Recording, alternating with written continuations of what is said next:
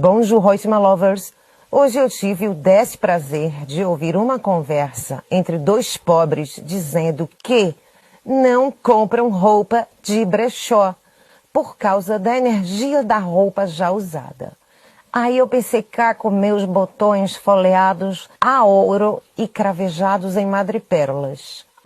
Não compra roupa de brechó, mas mora de aluguel, mas compra carro usado, reveza equipamento da academia, dorme em hotel e motel, aluga roupa social para evento e namora e até casa com pessoas divorciadas.